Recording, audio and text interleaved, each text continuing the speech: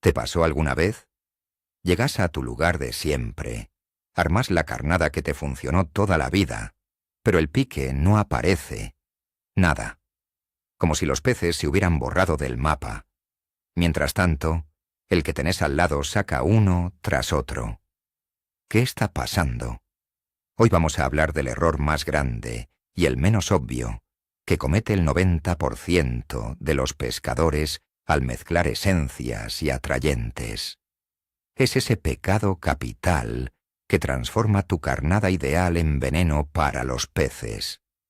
Te aseguro que después de ver este video, vas a mirar tu caja de pesca de otra forma y probablemente encuentres la razón de tus últimos fracasos. De paso, aprovecha y escribime ahora mismo en los comentarios. ¿Cuál es tu aroma favorito para pescar? Seguro vamos a encontrar varios que coincidimos. Empecemos por lo básico. ¿Por qué los olores son tan importantes en la pesca? Para un pez, el olfato es una herramienta clave para sobrevivir y encontrar comida. En aguas turbias, donde la visibilidad es nula, la nariz es la que guía a la carpa o al ejemplar que busques directo hacia el alimento. Las marcas de pesca lo saben bien. Por eso los estantes de los locales están explotados de frasquitos con olores de todo tipo, desde frutilla y ciruela hasta ajo o cangrejo. Tanta variedad creó una ilusión peligrosa. Creer que cuanto más complejo y cargado sea el aroma de nuestro cebado, más tentador va a ser para el pez. Nos convencieron de que hay que experimentar todo el tiempo, mezclando y creando recetas únicas. Y ahí es donde está la raíz del problema. Muchos pescadores, sobre todo los que recién arrancan, buscando ese ingrediente secreto, le tiran de todo al balde de comida y terminan cometiendo el gran error del que vamos a hablar hoy en detalle. El primer paso para mandarse una macana es creer que cuanto más mejor. Es pura psicología. Pensamos que si un toque de dip de frutilla atrae al pez, sumarle un booster de piña y encima un chorro de almíbar cremoso va a triplicar el resultado. Pero no. La cosa no funciona así. Imagínate que te sirven un buen plato de comida, pero le mandan una cucharada de miel, un poco de curry, y para rematar lo bañan con salsa de chocolate. ¿Te lo comerías? Ni loco. Bueno, al pescado le pasa lo mismo. Su sistema olfativo está programado para detectar señales claras de alimento, y lo que recibe con tanto menjunje es un quilombo sensorial que lo aturde. En vez de entender que acá hay morfi, el mensaje que le llega es: acá hay algo raro y posiblemente peligroso. Esta es la regla de oro. Pasarse con los aromas, sobre todo si mezclas cosas distintas, es la forma más rápida de espantar a todo bicho que ande cerca. En vez de atraerlo, estás creando una zona de peligro químico que el pez va a esquivar sí o sí. Acórdate siempre. Es mejor que falte, y no que sobre. Un aroma limpio y claro casi siempre va a rendir mucho más que un cóctel ruidoso que no entiende nadie. Metámonos un poco más en la química de la cuestión. ¿Qué pasa realmente cuando mezclas diferentes esencias? Básicamente, estás armando un campo de batalla químico adentro de tu balde de ceba. La mayoría de los atrayentes están hechos con bases distintas. Algunos son a base de alcohol, otros de aceite y otros de glicerina. Y cada uno tiene lo suyo. Los de alcohol se disuelven al toque en el agua, creando un rastro potente, pero que dura poco. Los aceitosos, en cambio, no se mezclan bien, se quedan pegados a la comida y arman esa película finita en la superficie. Después tenés los de glicerina, que son el punto medio, dulces y espesos. El tema es que si mezclas por mezclar, ponele un atrayente de alcohol con un dip de aceite. No estás sumando sus beneficios. Al contrario, pueden reaccionar entre sí y generar un olor nuevo que nada que ver, o peor todavía, anularse. El aceite puede terminar encerrando los aromas del alcohol, impidiendo que se desparramen por el agua. Al final, te queda una ceba que en la orilla huele bárbaro, pero que abajo del agua no pincha ni corta. Ese es el gran pecado. Mezclar componentes que son incompatibles por naturaleza, sin entender qué estás haciendo. En vez de potenciar la señal para el pez, la estás distorsionando o directamente la estás apagando. Otro error gravísimo es ignorar por completo el aroma base de tu mezcla. Muchos pescadores se olvidan de que lo que están tirando al agua, ya sea engodo, pellets, granos o boilies, ya tiene un olor natural propio. El aroma del maíz fresco, de los frutos secos o de la harina de pescado son señales que el pez ya conoce y acepta como alimento real. Cuando empezás a tapar esa base con esencias sintéticas superagresivas, destruís esa señal natural. Es como si le estuvieras gritando al pez: «Cuidado, esto no es comida de verdad, es una trampa». En lugar de resaltar o complementar el olor original, lo terminas escondiendo. Lo que buscamos es potenciar, no reemplazar. Si tenés una mezcla a base de harina de pescado, lo lógico es reforzarla con un toque de cangrejo o calamar, y no bañarla en un concentrado de tutti frutti. El secreto es hacer que el aroma natural sea más intenso y atractivo, sin meter algo que sea totalmente ajeno al lugar. Acordate que tu misión es convencer al pez de que tu cebo es lo más natural y rico que puede encontrar, no una perfumería en el fondo del río. Hablemos de un clásico que siempre genera debate en el muelle: lo dulce contra lo picante. Este es uno de los errores más comunes que cometemos al armar el enguade. El pescador agarra un aroma dulce y frutado, una ciruela, por ejemplo, y dice: «Para que esto explote, le voy a mandar un toque de ajo o extracto de calamar». La lógica parece simple.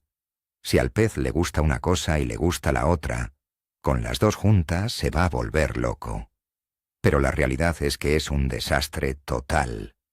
Estos perfiles aromáticos están en puntas opuestas. Para el pez, esto genera una confusión bárbara. Imagínate un postre de dulce de leche con anchoas. ¿Te parece apetitoso? Bueno, al pescado le pasa lo mismo. Esa combinación no existe en la naturaleza. Entonces, para el bicho, es una señal de peligro inmediata. Y sale rajando. Ojo, esto no quiere decir que no se puedan combinar aromas. Se puede, pero hay que usar la cabeza. Podés mezclar notas frutales, como ciruela con piña, o diferentes especias, como pimienta con coriandro. Incluso podés combinar algo dulce con notas cremosas o de frutos secos, y va como piña. Pero mezclar grupos que no tienen nada que ver, como frutas con pescado o dulces con especias fuertes, es fracaso garantizado. Es como querer mezclar un tango con heavy metal en la misma canción. El resultado no va a ser música, va a ser un ruido que no se aguanta nadie. Otro punto que muchos pescadores pasan por alto es que los aromas cambian según la temporada. Lo que te da un pique bárbaro en pleno verano con el agua tibia, en invierno puede ser un fracaso total.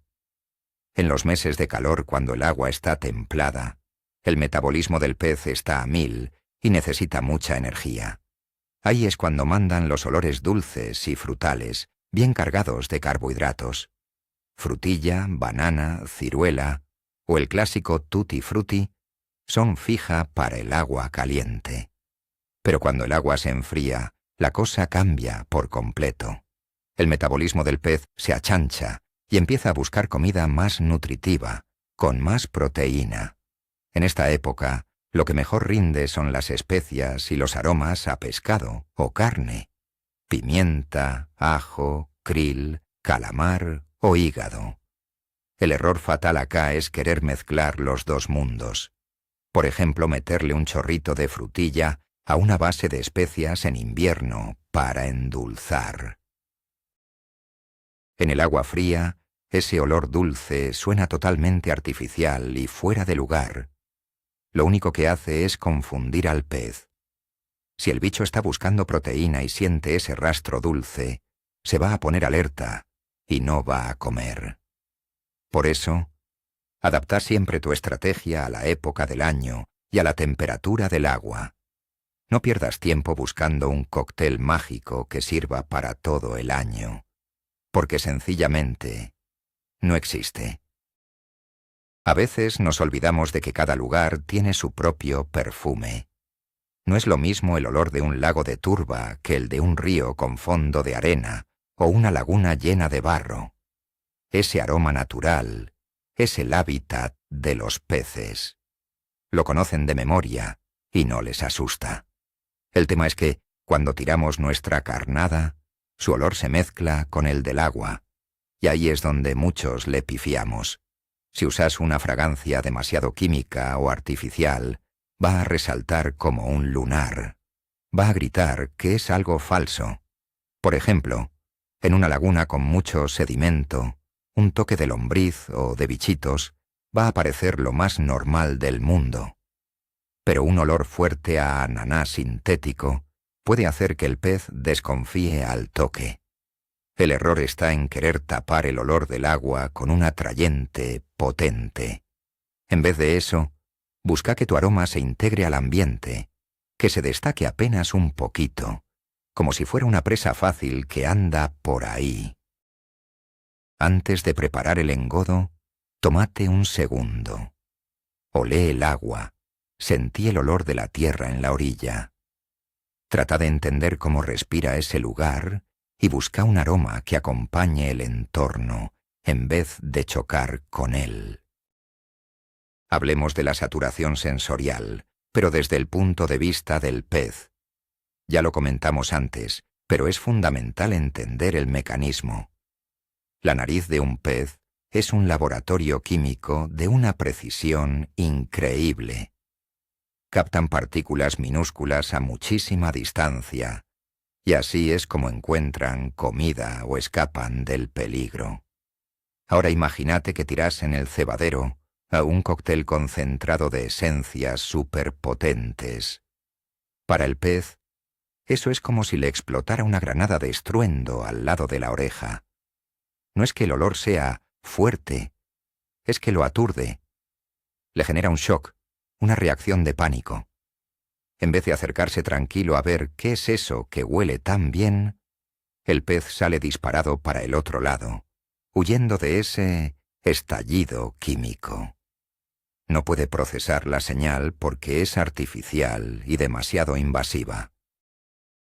Es como si estuvieras en el medio del campo buscando el aroma de unas flores, y de la nada, alguien te clava un frasco de perfume puro en la nariz. No solo vas a perder el rastro, vas a saltar 2 metros para atrás. Eso mismo pasa abajo del agua cuando cometemos el pecado de pasarnos de rosca con los aromas. No estamos atrayendo a nadie. Lo que estamos haciendo es crear una barrera invisible que los espanta y los hace salir corriendo. Hay algo fundamental que muy pocos pescadores tienen en cuenta: la diferencia entre la estrategia de nube y la de núcleo. Son 2 formas de usar los aromas totalmente distintas, y mezclarlas es un error garrafal. Los aromas para la nube son livianos y volátiles, generalmente con base de alcohol. Su función es disolverse rápido en el agua para crear una zona de atracción grande, pero poco duradera, alrededor de donde estás pescando. Esto sirve para atraer al pez de lejos y despertar su curiosidad. Hablamos de los sprays o boosters líquidos que se le agregan al enguade.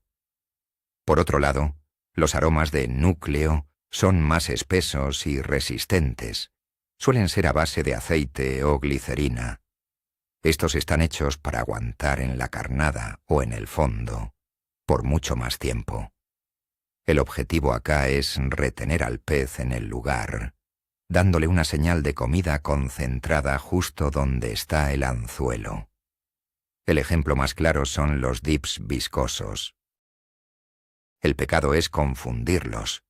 Por ejemplo, tirar un dip aceitoso pesado al cebadero esperando que arme una nube.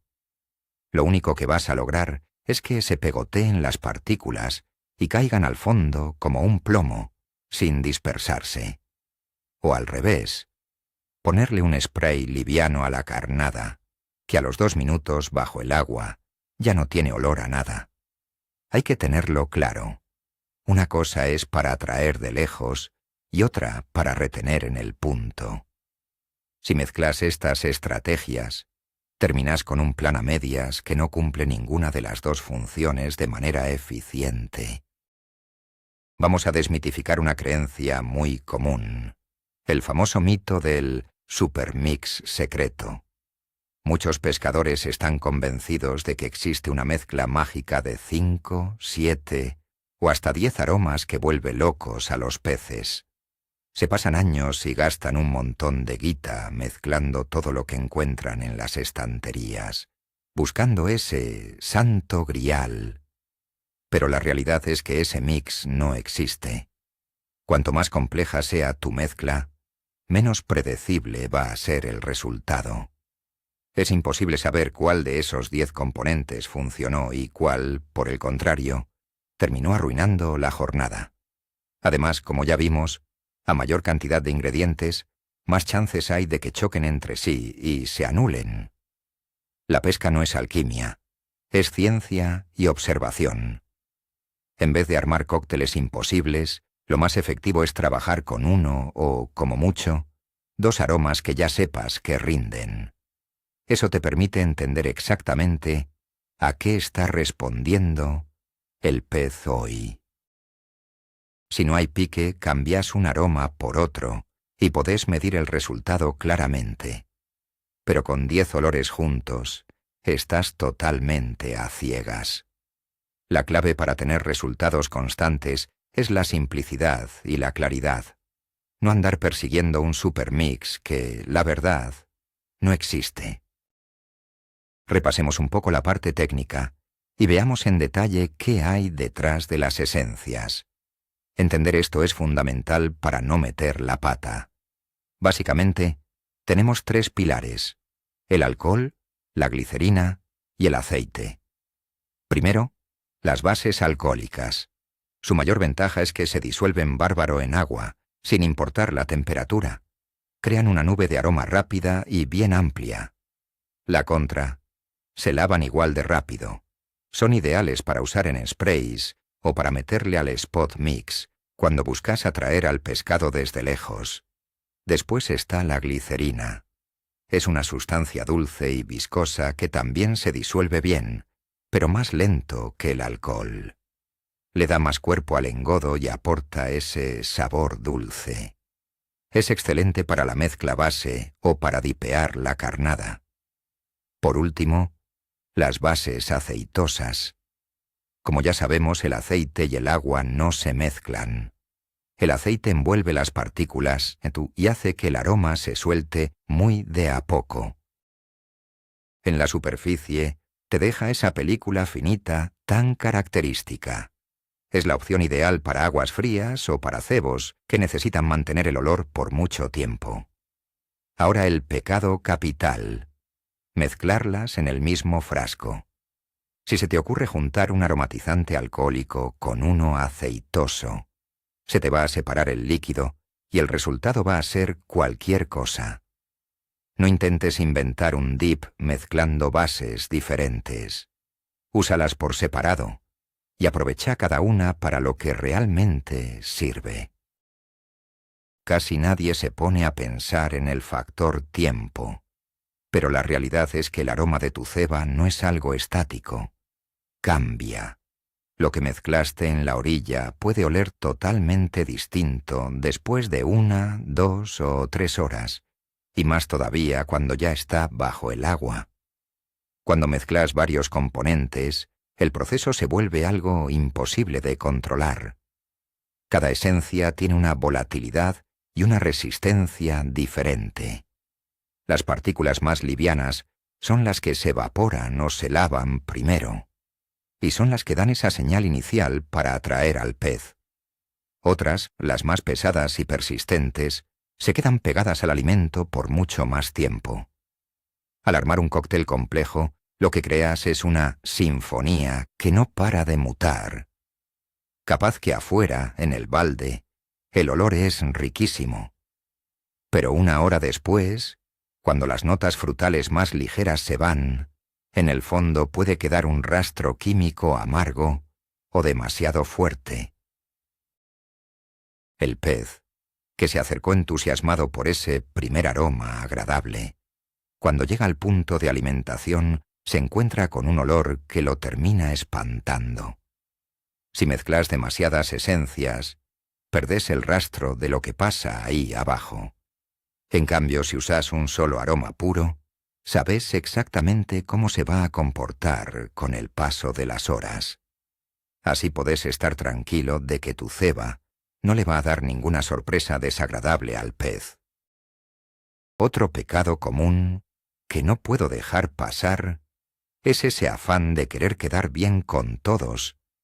Me refiero a intentar pescar distintas especies usando una sola mezcla de aromas.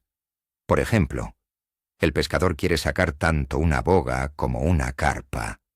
Sabe que a la boga le gusta el maíz fermentado y a la carpa algo bien dulce, como la frutilla. Entonces, ¿qué hace? Tira las dos cosas juntas esperando que piquen ambas. Pero la realidad es que en la mayoría de los casos, el resultado es un desastre. No terminas sacando ni una ni otra. ¿Y por qué pasa esto? Porque estás mandando una señal de comida totalmente contradictoria. Cada especie tiene sus gustos, forjados por años de evolución. Al mezclar aromas pensados para bichos diferentes, terminas con un ni chicha ni limonada. Ese olor no va a ser lo suficientemente tentador ni para la boga ni para la carpa. Encima corres el riesgo de atraer lo que no querés. Un aroma demasiado dulce, por ejemplo, te puede llenar el lugar de mojarritas o dientudos que se vuelven una plaga y no dejan que el pez grande se acerque al anzuelo. Lo más efectivo es elegir un solo objetivo y trabajar con los aromas que prefiere esa especie. Si de verdad querés ir por varios tipos de peces, lo mejor es preparar 2 cebos distintos o ir cambiando la estrategia durante el día. Pero ni se te ocurra armar ese guiso universal para todos los habitantes del río, porque no funciona. No te olvides que la parte visual también juega. Aunque estemos enfocados en los olores, al mezclar distintos atrayentes líquidos, podés terminar alterando el color y hasta la textura de tu enguade o de la carnada. Hay algunos dips y boosters que vienen con colores repotentes: rojo, amarillo, verde, mientras que otros, sobre todo los que son a base de aceite, suelen ser oscuros y turbios. Si se te ocurre mezclar, por ejemplo, un booster de piña amarillo brillante con un dip de calamar marrón oscuro, lo más probable es que te quede algo con un color barroso espantoso. Para el pez, especialmente cuando el agua está clara, el color no es un detalle menor.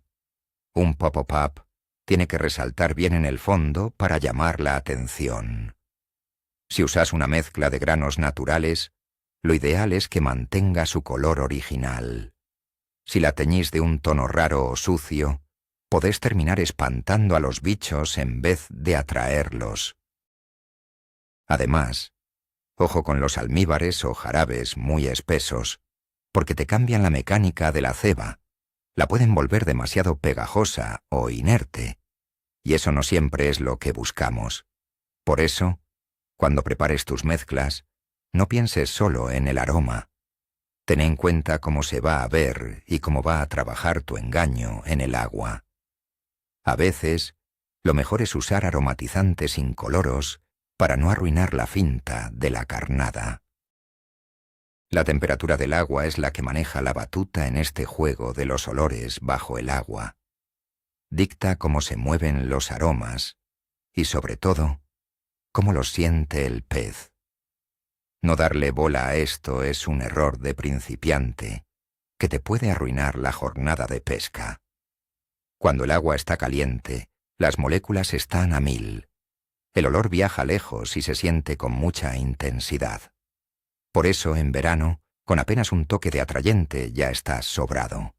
Un poquito rinde un montón. En invierno, la historia es otra. El frío frena todo y el olor casi ni se mueve.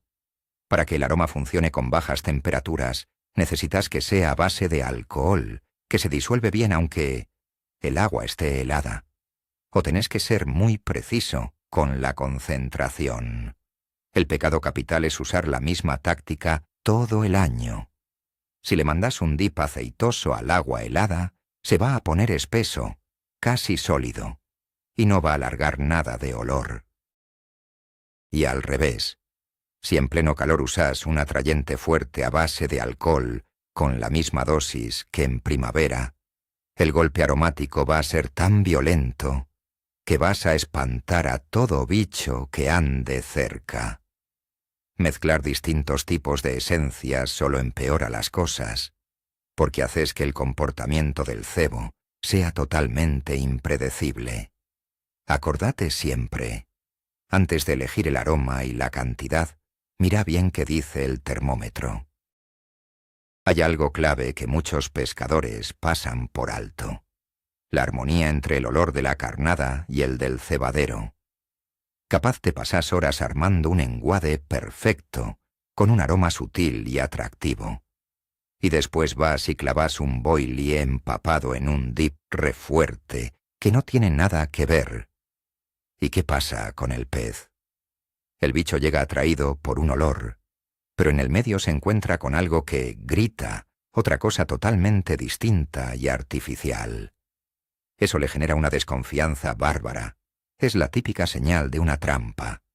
El secreto es que la carnada sea la continuación lógica del cebo. Tiene que oler igual, pero quizás un poco más concentrado, para que resalte y sea la frutilla del postre.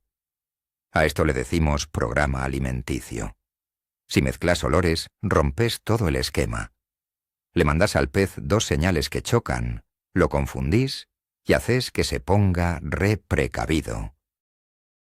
Por eso, busca siempre que el aroma de tu anzuelo y el de tu ceba sean de la misma familia o se complementen perfecto, pero que jamás se peleen entre sí. Ahora hablemos del famoso factor humano. Los pescadores solemos elegir los aromas basándonos en nuestros propios gustos. Nos encanta el olor a vainilla, a caramelo o a frutas frescas. Y, casi sin darnos cuenta, proyectamos esas preferencias en los peces, pensando que a ellos les va a pasar lo mismo. Pero ahí está el gran error. Para un pez, el olor no es una fuente de placer, sino información pura sobre su comida. Muchos aromas que para nosotros son riquísimos, en el mundo submarino resultan totalmente extraños. Un olor a vainilla demasiado fuerte. Por ejemplo, el pez no lo ve como un postre, sino como un químico desconocido y sospechoso. El pecado acá es humanizar al pez y sus gustos. Hay que tratar de pensar como él. ¿Qué come en este lugar? ¿Lombrices, caracoles, algas, algún fruto que cae al agua? Esos son los olores que siente como naturales y seguros. Ojo, los aromatizantes sintéticos también funcionan, pero su secreto no es que imitan a la perfección la naturaleza, sino que activan ciertos receptores específicos. Por eso la dosis es clave. Si te pasas de rosca con la concentración, Lo que para vos es un aroma agradable, para el pez se convierte en una señal de alerta, como si fuera un ataque químico. Entonces, la próxima vez que elijas un atrayente, no te preguntes, ¿me gusta a mí cómo huele? Pregúntate mejor, ¿esto le va a resultar familiar y tentador al pez en estas condiciones? Vamos con un ejemplo bien concreto, un error de manual, intentar mezclar el tutti frutti con el calamar y pulpo. Estamos hablando de los dos aromas más populares del carp fishing. Uno es dulce y frutal, el otro bien fuerte y a pescado. Uno piensa que, si los junta, va a tener la carnada perfecta para cualquier situación. Pero la verdad es que, en la práctica, esto casi nunca funciona. ¿Por qué? Primero porque son de grupos aromáticos totalmente distintos. Es como querer meter el olor de los carbohidratos y el de las proteínas en el mismo frasco. No es algo natural. Segundo, porque cada uno rinde en condiciones diferentes. El tutti frutti es un clásico para aguas cálidas, cuando la carpa está activa y busca energía. El calamar es un arma letal para el agua fría, cuando el pez necesita nutrición y proteína. Al mezclarlos, no conseguís una carnada para todo el año. Lo que terminás teniendo es algo que rinde mucho menos que cualquiera de los dos ingredientes por separado en su momento justo. En verano, el olor a pescado puede ser demasiado pesado, y en otoño, el frutal queda totalmente fuera de lugar. Es el ejemplo más claro de cómo, por buscar algo complejo o universal, terminamos creando algo que no tiene lógica ni efectividad. No intentes mezclar el agua con el aceite. Usa cada herramienta en su momento y en su lugar. Después de todo lo que hablamos sobre el daño que hace pasarse con los aromas, vale la pena detenerse en el concepto opuesto, el poder de la moderación. A veces el mejor atrayente es, justamente, casi no usar ninguno. En esos lugares con mucha presión de pesca, donde a los peces los bombardean de todos lados con kilos de alimento superaromatizado, se vuelven muy desconfiados de cualquier cosa que tenga un olor fuerte o artificial. En ese escenario, el que gana es el que ofrece algo lo más natural posible. Una mezcla que huela simplemente a granos frescos o una carnada con un toque apenas perceptible a nuez puede ser la clave del éxito. El pez lo siente como comida segura, como comida real. Esto no significa que haya que dejar los aromatizantes de lado, sino que hay que aprender a usarlos en microdosis. Apenas unas gotas para varios kilos de cebadura, solo para crear un rastro sutil, un mensaje que no grite, sino que intrigue y despierte la curiosidad. El gran pecado de muchos pescadores es no saber cuándo parar. Le mandan y le mandan líquido por miedo a quedarse cortos, cuando en realidad hace rato que se pasaron de rosca. Aprende a confiar en el olor natural de los buenos ingredientes de tu mezcla. A veces, con eso solo alcanza y sobra. Pero ¿qué pasa si ya metiste la pata y te pasaste de rosca con el aroma? ¿Hay forma de arreglarlo? Mira, en algunos casos, el engodo se puede rescatar. Lo más fácil es rebajarlo. Si ves que la mezcla tiene un olor demasiado fuerte, métele la misma cantidad de base neutra, sin nada de aromatizante. Con eso bajas la intensidad a la mitad.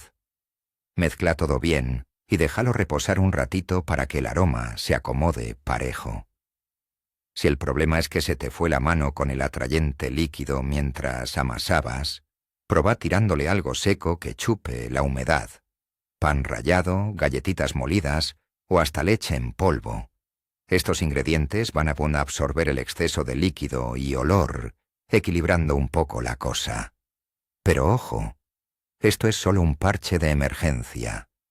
Si mezclaste olores que no pegan ni con cola y ya hicieron cortocircuito, lo más probable es que no tenga arreglo. En ese caso, mejor tirala y armá una nueva de cero. Por eso, el mejor truco no es saber arreglar el lío, sino no mandarse la macana de entrada. Lo ideal es ir siempre de a poco y con mucho cuidado cuando le pones el aroma. Y para ir cerrando la parte principal, les quiero tirar un consejo simple pero que vale oro, sobre todo si recién arrancan con el tema de los aromas o si ya se marearon de tanto experimentar. Es lo que yo llamo la regla de un solo componente.